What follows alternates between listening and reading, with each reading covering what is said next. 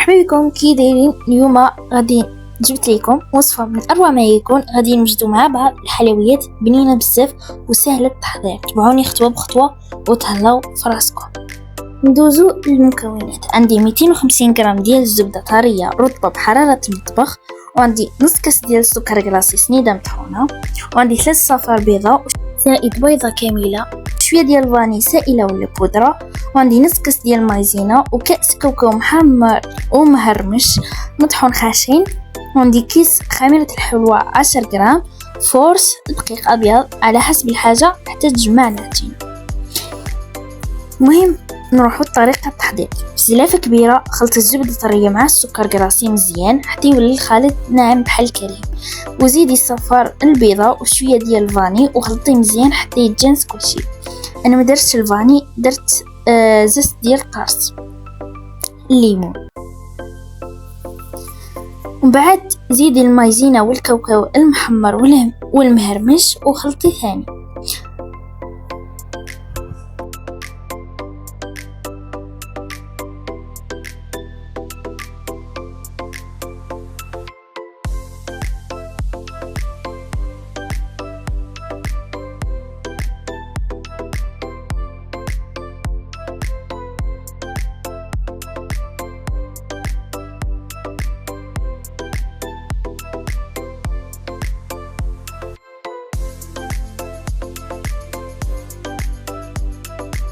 ومن بعد غادي نديرو 5 غرام ديال الخميره كيميائيه، ومن بعد الدقيق الفورس بشويه بشويه حتى تولي عندك عجينه لينه وما كتلصقش في اليدين.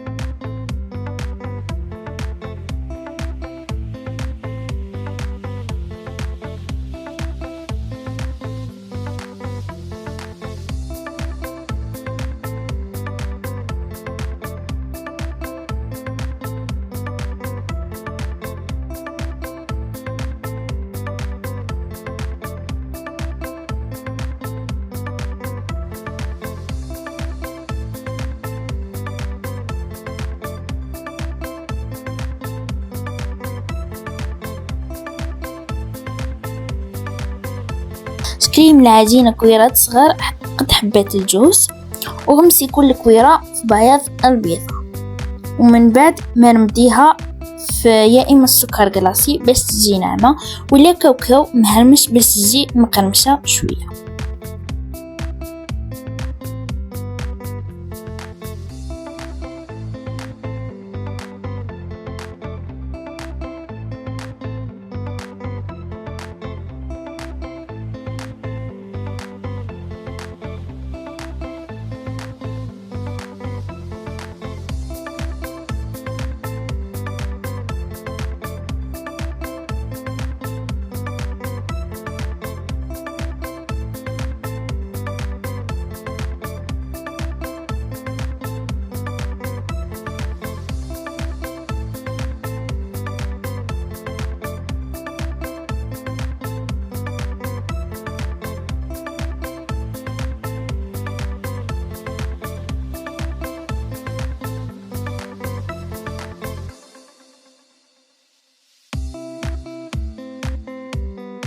من بعد ديريهم فلاطة فيه ورق الطهي، انا درتهم في الكيسات وخلي شويه مسافه بيناتهم، وسخني الفران على درجه 160 ولا 170 درجه، وتخليهم يطيبوا حتى يتحمروا غير بشويه من تحت باش يبقاو طرايين.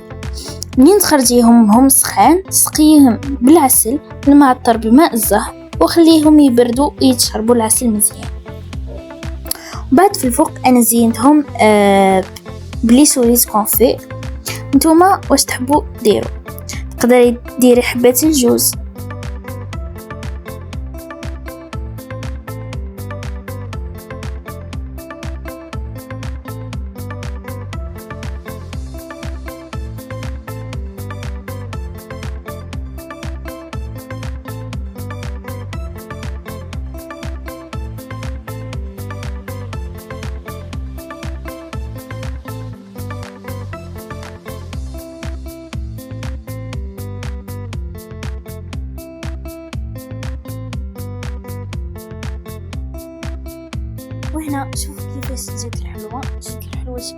نقي وكيشهي الكويرات متساويين ومزينين بالكاوكاو واللوز او اللوز من الفوق. ملي كتذوقيهم كتذوب في الفم، الطراوه من الداخل والقمشه والخفيفه من برا، والنكهه ديالها الزبده والفانيليا مع الكاوكاو دايرين جو خيال.